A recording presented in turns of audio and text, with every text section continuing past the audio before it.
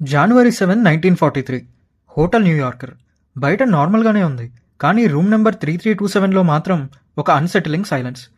ఒక maid door open చేసి చూస్తే ఒక పర్సన్ చీకట్లో ప్రాణం లేకుండా పడి ఉన్నాడు. ఆ పర్సన్ ఎవరో కాదు, ప్రపంచాన్ని వెలుగుతో నింపేసిన జీనియస్ నికోలా టెస్లా. పోలీస్ వచ్చి ఇది న్యాచురల్ డెత్ అని డిక్లేర్ చేసి వెళ్ళిపోయారు. కానీ అక్కడే అసలు ట్విస్ట్ మొదలైంది. టెస్లా చనిపోవడానికి కొన్ని రోజుల ముందు, I wish I could be beside you now, mother, to bring you a glass of water. All these years I have spent in the service of mankind have brought me nothing but insults and humiliation అని ఆయన వాళ్ళ మదర్కి రాసిన ఒక లెటర్లో ఉంది అని news వచ్చింది. వరల్డ్ చేంజింగ్ ఇన్వెన్షన్స్ చేసిన వ్యక్తి ఎందుకు ఒంటరిగా ఒక హోటల్ రూమ్లో చనిపోవాల్సి వచ్చింది? ఇది కేవలం హార్ట్ అటాకా, లేక ఆయన దగ్గరున్న వరల్డ్ ఎండింగ్ సీక్రెట్స్ వల్ల ఎవరైనా ఆయన్ని సైలెంట్గా ఫినిష్ చేశారా? అండ్ జేపీ మార్గన్కి టెస్లాకి ఉన్న ఇష్యూ ఏంటి? ఎడిసన్ కావాలనే టెస్లాని సక్సెస్ అవ్వనివ్వలేదా? And most importantly Donald Trump uncle అయిన John G Trump Tesla research డాక్యుమెంట్స్లో ఏం చూశారు? Let's find out. మీరు నా వీడియోస్ని కొత్తగా చూస్తుంటే ఛానల్ని సబ్స్క్రైబ్ చేసుకోవడం మాత్రం మర్చిపోకండి. The government's secret interest. Nikola Tesla చనిపోయారు అని న్యూస్ వచ్చిన కొద్దిసేపటికే federal agents and office of alien property వాళ్ళు ఆ హోటల్ రూమ్ని మొత్తం ఆక్యుపై చేసేశారు. ఎందుకు ఒక సైంటిస్ట్ చనిపోతే గవర్నమెంట్కి అంత ఇంట్రెస్ట్? అక్కడ ఏముంది? టెస్లా దగ్గర ఉన్న ప్రతి పేపర్ని, ప్రతి డ్రాయింగ్ని FBI సీజ్ చేసి ఒక సీక్రెట్ లొకేషన్కి షిఫ్ట్ చేశారు. ఆ లొకేషన్ ఏది అంటే Manhattan storage and warehouse company. Government అక్కడ ఈ డాక్యుమెంట్స్ని సీల్ చేసి ప్రతి ఒక్కరిని దానికి దూరంగా ఉంచారు. ఇక్కడే ఒక మిస్టీరియస్ ఎంట్రీ జరిగింది. John G Trump, who is the uncle of Donald Trump, ఆయన ఒక electrical engineer and also Massachusetts Institute of టెక్నాలజీలో ప్రొఫెసర్. ఆయన్ని పిలిపించి ఆ డాక్యుమెంట్స్ని అనలైజ్ చేయమన్నారు. జాన్ ట్రంప్ బయటికి వచ్చి ఇందులో ఏమి లేవు, ఇవన్నీ జస్ట్ ఒక ఫిలాసఫికల్ ఐడియాస్ మాత్రమే అని రిపోర్ట్ ఇచ్చారు. కానీ ఇయర్స్ తర్వాత రివీల్ అయింది ఏంటంటే టెస్లా దగ్గర మోడర్న్ వార్ఫేర్ని మార్చేసే డెత్ రే బ్లూ ప్రింట్స్ ఉన్నాయని. ఇది ఎలా బయటికి వచ్చిందంటే 2016లో FBI కొన్ని డాక్యుమెంట్స్ని డీక్లాసిఫై చేసింది. ఇందులో టెస్లా పార్టికల్ బీమ్ వెపన్ గురించి రాసిన విషయాలు బయటికి వచ్చాయి. Project Nick. ఇయర్స్ తర్వాత తెలిసింది ఏంటంటే US air force project Nick అనే పేరుతో టెస్లా ఐడియాస్ని టెస్ట్ చేశారు అని. The missing trunks. Tesla nephew Sava కొసనోవిక్కి డాక్యుమెంట్స్ రిటర్న్ చేసినప్పుడు రికార్డ్స్లో ఉన్న 80 ట్రంక్స్లో కేవలం 60 ట్రంక్స్ మాత్రమే బెల్గ్రేడ్ వచ్చాయి. ఆ మిగిలిన 20 ట్రంక్స్లో ఉన్న సీక్రెట్స్ గవర్నమెంట్ దాచేసింది అని హిస్టోరియన్స్ అండ్ రీసెర్చర్స్ రివీల్ చేశారు. సో జాన్ జీ ట్రంప్ ఆ డాక్యుమెంట్స్లో ఏం లేదు అని చెప్పింది నిజం దాచడానికా, లేక ఆ టెక్నాలజీని గవర్నమెంట్ సీక్రెట్ వెపన్స్గా మార్చేసిందా? టెస్లా రీసెర్చ్ డాక్యుమెంట్స్లో ఇప్పటికీ కొన్ని మిస్సింగ్ ఉన్నాయంటే ఇంకా సీక్రెట్స్ బయటికి రావచ్చు. టెస్లా దగ్గర టోటల్గా 80 ట్రంక్స్ ఫుల్గా research papers and personal notes ఉండేవి. కానీ ఆయన చనిపోయాక అందులో కొన్ని మాత్రమే బయటకు వచ్చాయి. టెస్లా ఆయన లాస్ట్ డేస్లో టెలిఫోర్స్ అనే కాన్సెప్ట్ పైన వర్క్ చేస్తున్నారు.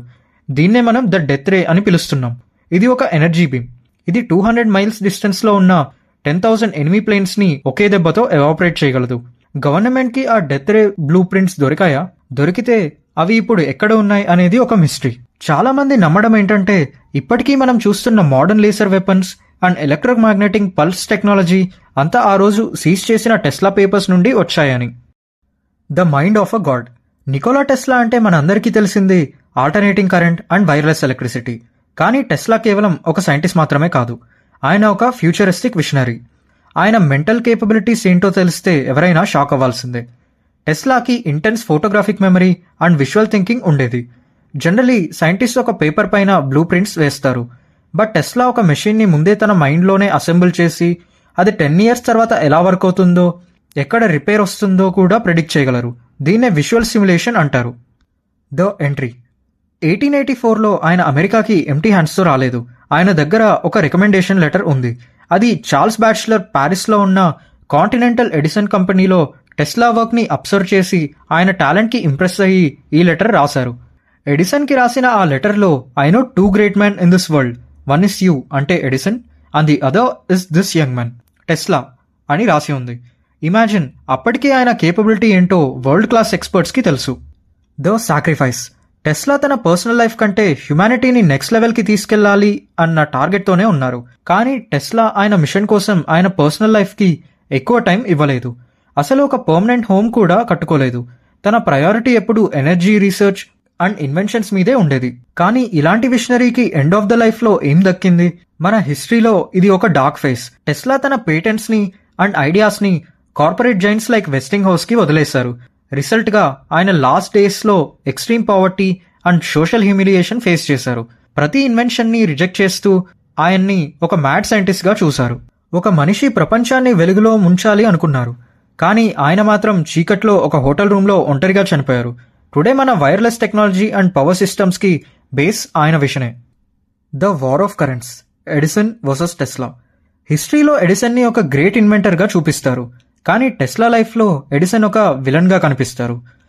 టెస్లాకి ఎడిసన్ దగ్గర జాబ్ దొరికినప్పుడు డీసీ మోటార్స్ ని రీడిజైన్ చేస్తే $50,000 ఇస్తాను అని ఎడిసన్ ప్రామిస్ చేశారు. టెస్లా చాలా రోజులు కష్టపడి వర్క్ కంప్లీట్ చేస్తే ఎడిసన్ టెస్లాతో, నీకు అమెరికన్ హ్యూమర్ ఇంకా అర్థం కాలేదనుకుంటా అని నవ్వి $1 కూడా ఇవ్వకుండా నవ్వుతూ అక్కడి నుండి వెళ్ళిపోయారు. ఇక్కడే మొదలైంది the war of currents. Tesla alternating current ని ప్రమోట్ చేస్తే ఎడిసన్ తన బిజినెస్ దెబ్బతింటుందని ఆల్టర్నేటింగ్ పవర్ చాలా డేంజరస్ అని ప్రమోట్ చేశారు. ఎడిసన్ తన బిజినెస్ ని కాపాడుకోవడానికి ఏ లెవెల్ కి వెళ్లారు అంటే ఏసీ పవర్ చాలా డేంజరస్ అని ప్రూవ్ చేయడానికి స్ట్రే డాగ్స్ అండ్ హార్సెస్ ని పబ్లిక్ గా షాక్ కొట్టించి చంపించారు. ఇన్ఫాక్ట్ మన హిస్టరీలోని dark incident Topsy the elephant execution. Edison film company ఆ ఎలిఫెంట్ ని 6600 వాల్ట్స్ ఆల్టర్నేటింగ్ కరెంట్ తో ఎలక్ట్రిక్యూట్ చేస్తున్న విజువల్స్ ని రికార్డ్ చేసి ఆల్టర్నేటింగ్ కరెంట్ ఈజ్ లీథల్ అని ప్రచారం చేసింది. వార్ ఆఫ్ కరెంట్స్ అప్పటికే అయిపోయినా ఆ విజువల్స్ మాత్రం టెస్లా రెప్యుటేషన్ ని దెబ్బ కొట్టడానికి ఒక టూల్ గా మారాయి. కానీ ట్రూత్ ని ఎవరూ ఆపలేరు. ఫైనల్ గా టెస్లా ఆల్టర్నేటింగ్ కరెంటే ప్రపంచాన్ని వెలిగించింది. Lighting the dark continent. Edison ఎన్ని చేసినా టెస్లా విషన్ ని ఆపలేకపోయారు. 1893 షికాగో వరల్డ్ ఫేర్ లో టెస్లా తన ఆల్టర్నేటింగ్ సిస్టమ్ తో ప్రపంచాన్ని ఒక ఇన్సిడెంట్ తో షాక్ చేశారు.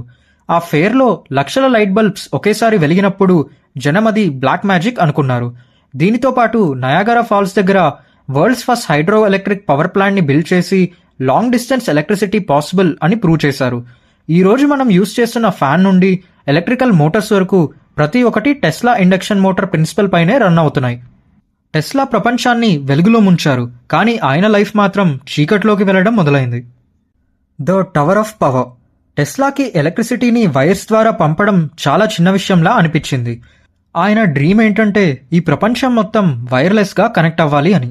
1901లో Wardenclyffe tower construction start చేశారు. ఆయన ప్లాన్ ఏంటంటే ఎర్త్స్ అట్మాస్ఫియర్ ని యూజ్ చేసుకుని వరల్డ్లో ఎక్కడున్నా సరే ఫ్రీగా పవర్ అండ్ ఇన్ఫర్మేషన్ ని ట్రాన్స్మిట్ చేయాలి అని.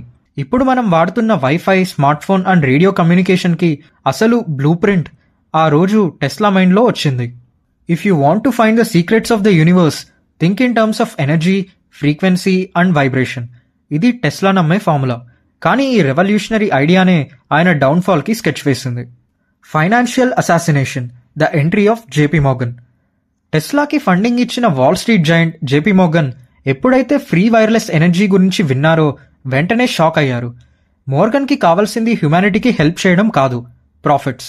If anyone can draw free power, where do we put the meter అని టెస్లాని అడిగారు. టెస్లా మ్యాన్ కైండ్ కి ఫ్రీ ఎనర్జీ కావాలి అంటే మోర్గన్ నాకు డబ్బు కావాలి అన్నారు. వెంటనే ఫండింగ్ కట్ చేసేశారు. మిగతా ఇన్వెస్టర్స్ కి కూడా టెస్లాకి సపోర్ట్ చేయకుండా బ్లాక్ చేశారు. టెస్లా డ్రీమ్ టవర్ ని ఒక స్క్రాప్ లా అమ్మేసి డిస్ట్రాయ్ చేసేశారు. ఒక సైంటిస్ట్ ని చంపాలంటే బుల్లెట్స్ అక్కర్లేదు, ఆయన రీసెర్చ్ కి ఫండింగ్ ఆపేస్తే చాలు అని మోర్గన్ ప్రూవ్ చేశారు. The fall of a Titan. Success and money పోయాక టెస్లా చాలా ఒంటరివారు అయిపోయారు. మనుషుల కంటే బర్డ్స్ తో మాట్లాడడం ఎక్కువ చేసేవారు.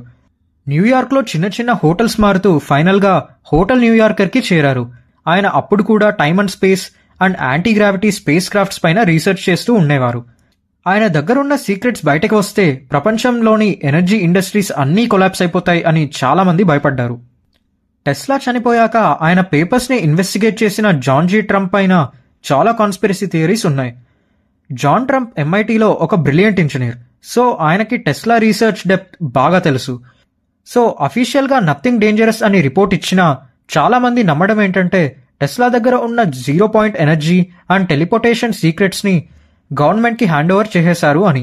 రీసెంట్ గా డొనాల్డ్ ట్రంప్ ప్రెసిడెన్సీలో ఉన్నప్పుడు నాకు మా అంకుల్ వాళ్ళ చాలా సీక్రెట్స్ తెలుసు అని చెప్పడం ఈ మిస్టరీకి ఇంకా ఆయిల్ పోసింది. టెస్లా పేపర్స్ ఇప్పటికీ FBI దగ్గర టాప్ సీక్రెట్ ఫైల్స్గానే ఉన్నాయి. Aliens and time travel.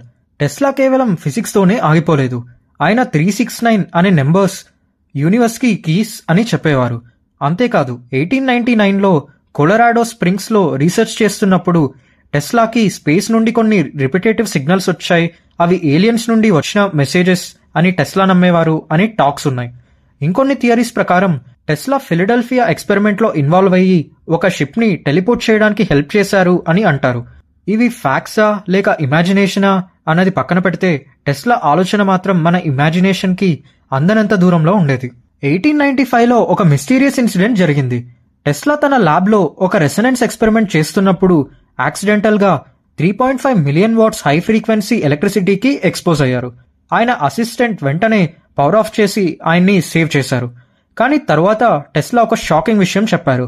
ఆ మ్యాగ్నెటిక్ ఫీల్డ్లో ఉన్నప్పుడు ఆయన తన స్పేస్ టైం విండో నుండి బయటికి వెళ్లి పాస్ట్, ప్రెసెంట్ అండ్ ఫ్యూచర్ని ఒకేసారి చూశారు అని. ఇందులోనే ఆయన ఇప్పటి మన మోడర్న్ వరల్డ్ టెక్నాలజీని అప్పుడే చూసి ఉంటారు అని రీసెర్చర్స్ నమ్ముతున్నారు. దీన్ని ద ఎటర్నల్ నౌ ఎక్స్పీరియన్స్ అంటారు. బట్ 3.5 మిలియన్ వాట్స్కి ఎక్స్పోజ్ అవుతే వెంటనే చనిపోవాలి. కానీ టెస్లాకి ఏమీ కాలేదు. ఎందుకంటే ఆయన జనరేట్ చేసిన హై ఫ్రీక్వెన్సీ ఆల్టర్నేటింగ్ కరెంట్లో స్కిన్ ఎఫెక్ట్ ఉంటుంది. అంటే కరెంట్ బాడీ లోపల ఉన్న ఆర్గన్స్ నుండి వెళ్లకుండా స్కిన్ మీద నుండి ట్రావెల్ అవుతుంది. కానీ ఫిజికల్గా ఏం కాకపోయినా మెంటలీ ఆయన ఒక అవుట్ ఆఫ్ బాడీ ఎక్స్పీరియన్స్కి వెళ్లారు. అదే ఆ famous space time window incident. The man who invented the 20th century. Nicola Tesla చనిపోయిన 80 years తర్వాత ఈరోజు ఆయన నేమ్ ఒక బ్రాండ్ అయింది. టెస్లా కార్స్ నుండి స్పేస్ ఎక్స్ వరకు ప్రతి టెక్నాలజీ వెనుక ఆయన ఇన్స్పిరేషన్ ఉంది. ప్రపంచం ఆయన్ని the man who invented the 20th century అని పిలుస్తుంది. నికోలా టెస్లా కాన్సెప్ట్ చేసిన Wardenclyffe tower and free wireless energy గురించి ఇప్పటికీ ఎంతో మంది మైండ్లో ఉండే ఒక బిగ్ క్వశ్చన్ ఇది. ఇప్పుడు ఉన్న టెక్నాలజీతో ఎందుకు క్రియేట్ చేయలేకపోతున్నాం అనే పాయింట్ పైన కొన్ని solid technical and economic reasons ఉన్నాయి. వైర్లెస్గా ఎనర్జీ పంపాలి అంటే మెయిన్ ప్రాబ్లం ఎఫిషియన్సీ. ఫిజిక్స్లో ఇన్వర్స్ స్క్వేర్ లా అని ఒకటి ఉంటుంది.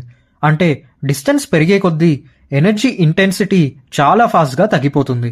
టెస్లా లాంగిట్యూడినల్ వేవ్స్ యూజ్ చేసి అర్త్ మొత్తం ట్రాన్స్మిట్ చేయాలనుకున్నారు.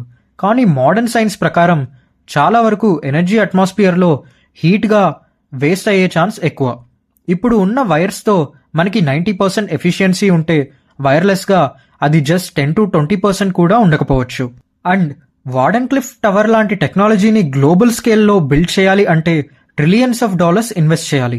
అంతేకాకుండా అంత హై ఫ్రీక్వెన్సీ ఎలక్ట్రోమాగ్నెటిక్ ఎనర్జీని గాల్లోకి వదిలితే మనుషుల హెల్త్ పైన అండ్ బర్డ్స్ అండ్ అనిమల్స్ పైన చాలా నెగటివ్ ఇంపాక్ట్ ఉంటుంది అనే సేఫ్టీ కన్సర్న్స్ ఇప్పటికీ ఒక పెద్ద debate. High voltage wireless fields వల్ల ఎన్వైరన్మెంట్లో electronic devices like mobile phones, computers crash అయ్యే డేంజర్ కూడా ఉంది. అండ్ ఇంకో మెయిన్ పాయింట్ ఏంటంటే Tesla vision free energy for all. కానీ మనం బ్రతుకుతున్న ఈ కార్పొరేట్ వరల్డ్లో ప్రాఫిట్స్ లేని పని ఎవరూ చేయరు. ఎలక్ట్రిసిటీని వైర్లెస్గా పంపితే దానికి మీటర్ ఎక్కడ పెడతారు? జేపీ మోర్గన్ అప్పుడే అన్నట్టు బిల్లింగ్ చేయలేని బిజినెస్లో ఇన్వెస్టర్స్ డబ్బులు పెట్టరు. అదే మెయిన్ రీజన్. అందుకే బిగ్ కంపెనీస్ దీనిపైన పుష్ ఇవ్వడం లేదు. అండ్ ఇవాల్టి వీడియో మీకు ఇంట్రెస్టింగ్ గా అనిపిస్తే లైక్ చేయండి అండ్ మీ ఫ్రెండ్స్తో షేర్ చేయండి. అండ్ నా నెక్స్ట్ వీడియోస్ మీరు మిస్ అవ్వకూడదు అంటే ఛానల్ని సబ్స్క్రైబ్ చేసుకోండి. And let's meet again in our next video.